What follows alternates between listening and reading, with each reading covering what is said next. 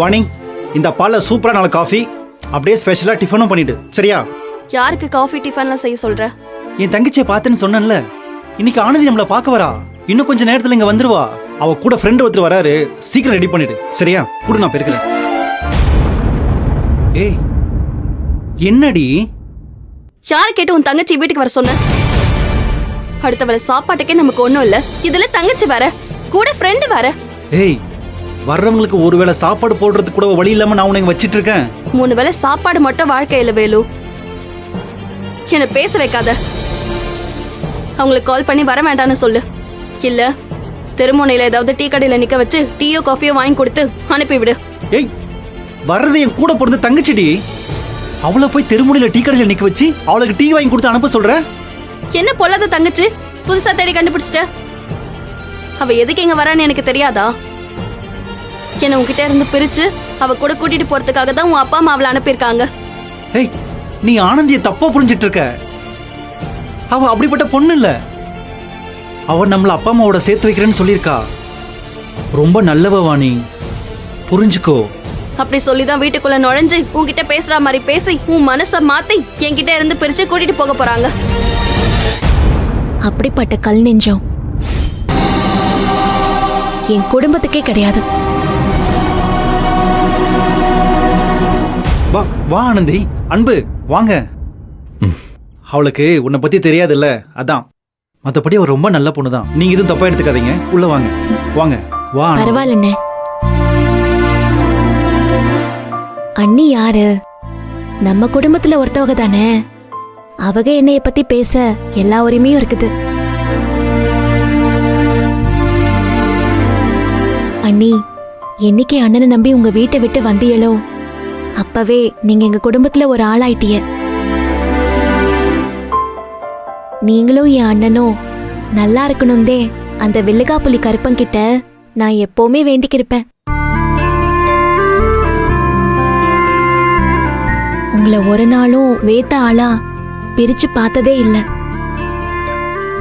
எங்க குடும்பத்துல ஒரு ஆளாதையும் பாக்குறேன். அன்பு, அதை கொடுங்க.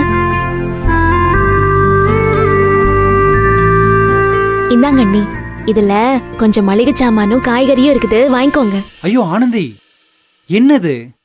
என்ன பண்ற நீ? உன்னை யார் இதெல்லாம் வாங்கிட்டு வர சொன்னா? உன் நிலைமை எனக்கு தெரியும்னே. வேத்தாளா நினைச்சு வேணான்னு சொல்லாம வாங்கிக்கோனே. ஐயோ ஆனந்தி, அப்படிலாம் இல்ல. உனக்கு எப்படி சொல்லி புரிய வைக்கிறதுன்னு தெரியல. எங்க வீட்டுல எல்லாமே இருக்கு. உனக்கு எதுக்கு இந்த வீண் செலவு? இங்க பாருங்க, முறையா நாங்க உங்க வீட்டுக்கு வந்திருக்கோன்னு எங்களுக்கு காஃபி போட்டு தர சொல்றீங்க, டிஃபன் பண்ணி தர சொல்றீங்கல்ல, அதே மாதிரி தான் நாங்களும் முறை உங்க வீட்டுக்கு வரும்போது எப்படி வெறும் கையோட வர முடியும்? அதனாலதான் இதெல்லாம் வாங்கிட்டு வந்தோம். இதை நீங்க வாங்கிட்டாதான் ஆனந்தியும் நானும் சந்தோஷமா இருப்போம். வேணான்னு சொன்னீங்க, இப்பவே நாங்க இங்க இருந்து கிளம்பிடுவோம். ஆனந்தி, அவர் வாங்க மாட்டார் போல இருக்கு, நம்ம போலாமா? ஐயோ இருங்க இருங்க வாணி, அது வாங்கிக்கோ வாங்கிக்கோ. இந்தாங்க அண்ணி. அண்ணி, ஒரு நிமிஷம் இருங்க. இந்த பையன் அங்கிட்டு வைங்க.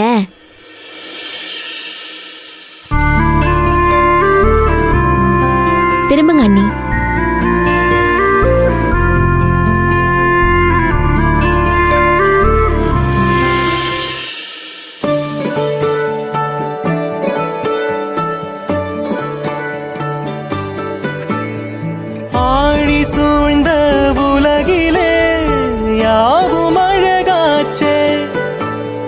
வயதை மீறிய வாழ்விலே சிறு கவிதை உருவாச்சே. விரலினை தாண்டிடும் நகமென இவன் பாசமே கிரீடமா பாரமா புரியுமா சில நேரமே. இவன் அண்ணன் பாதி தந்தை மீதி ஆனானே ஆனானே. தம்பி என்ற நிலையை கடந்து போனானே போனானே. அண்ணி, எனக்கு எங்க அம்மா அக்கா எப்படியோ அதே மாதிரிதான் நீங்களும். கூடிய சீக்கிரம் ஒன்னு சேர்ந்து எல்லாரும் ஒரே குடும்பமா ஒன்னா இருப்போம். ம். அப்பா அம்மா இப்ப வேணும்னா அண்ணன் மேல கொஞ்சம் கோவமா இருக்கலாம். ஆனா அண்ணனை நேர்ல ஒரு தடவை பார்த்துட்டா போதும், அந்த கோவம் எல்லாம் காத்துல கரைஞ்சு போயிடும். என் அப்பாவுக்கு என் மேலயும் அக்கா மேலயும் விட அண்ணன் மேலதே அம்புட்டு பாசம். என் அப்பா என் அண்ணன் மேல உசிரையே வச்சிருக்கிறாரு.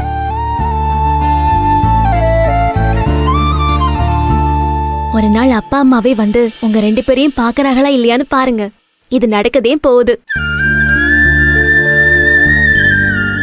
அது சரி, நான் ஒருத்தி பேசிக்கிட்டே இருக்கிறேன். சமயக்கட்டு எந்த பக்கம் இருக்குன்னு சொல்லுங்க, நான் போய் காப்பி போட்டு கொண்டாரேன். இல்ல நீங்க வீட்டுக்கு விருந்தாளியா வந்திருக்கீங்க, நீங்க போய் இருங்க, நான் போய் காஃபி போட்டு கொண்டு வரேன். என்ன அண்ணி இம்புட்டு தூரம் சொல்லியும் என்னைய விருந்தாளிங்கிறிய, வாங்க போங்கங்கிறிய. உரிமையா ஆனந்தின்னு கூப்பிடுங்க. ஐயோ அப்படி இல்ல ஆனந்தி, முதல் முறையா வீட்டுக்கு வந்திருக்க, என் கையால செஞ்சு கொடுத்தாதானே நல்லா இருக்கும். நான் நல்லா காஃபி போடுவேன், நல்லா சமைப்பேன். நீங்க எல்லாம் பேசிட்டு இருங்க, நான் போய் காஃபி போட்டு கொண்டு வரேன்.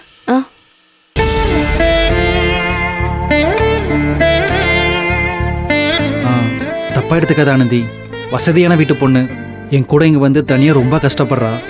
அதான். என்னால புரிஞ்சுக்க முடியாது அண்ணே, வீடெல்லாம் நல்லாத்தே இருக்குது. சரி, ஏன் நிக்கிறீங்க? வாங்க அன்பு, வாங்க உட்காருங்க. அண்ணே, உன்கிட்ட ஒரு முக்கியமான விஷயம் பேசணும்.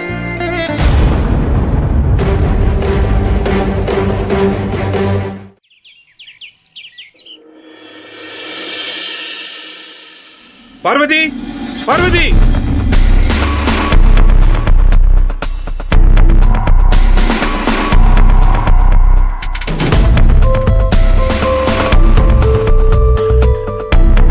நான் கூப்பிட்டுக்கிட்டே இருக்கேன், என்னன்னு கேட்காம புக் படிச்சுக்கிட்டு இருந்தா என்ன அர்த்தம்? என்ன? ஆனந்தியும் அன்பும் லவ் பண்றாங்கன்னு மனோன்மணி உன்கிட்ட சொன்னாங்களா? என்கிட்ட சொன்னது இருக்கட்டும், உங்ககிட்ட எப்படி சொன்னா? போன்லயா இல்ல நேர்லயா? தேவையில்லாம பேசாத, கேட்டதுக்கு மட்டும் பதில் சொல்லு. ஆமா சொன்னா, அதுக்கு என்ன இப்போ? அதுக்கு நீ என்ன சொல்லிட்டு வந்த? இவ்வளவு சொல்ல தெரிஞ்சவளுக்கு நான் என்ன சொன்னேன்னு மறந்து போச்சா?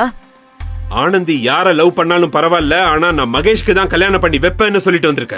எனக்கு என் புள்ள சந்தோஷம் தான் முக்கியம், அதான் நான் அப்படி சொன்னேன். அதுக்கு என்ன இப்போ? புள்ளையோட சந்தோஷம் முக்கியம் இல்ல பார்வதி, அவன் நல்லா இருக்கணும், அவன் வாழ்க்கை நிம்மதியா இருக்கணும். பெத்தவங்க அதை தான் யோசிக்கணும். அப்படி யோசிச்சிருந்தா நீ இப்படி ஒரு முடிவு எடுத்திருப்பியா? நான் நல்லா யோசிச்சுதான் முடிவு எடுத்திருக்கேன். மனோன்மணி சொன்னது சரிதானோன்னு எனக்கு தோண வைக்கிற பார்வதி. என்ன சொன்ன அவ? சொல்லுங்க, என்ன சொன்னா? டாட்,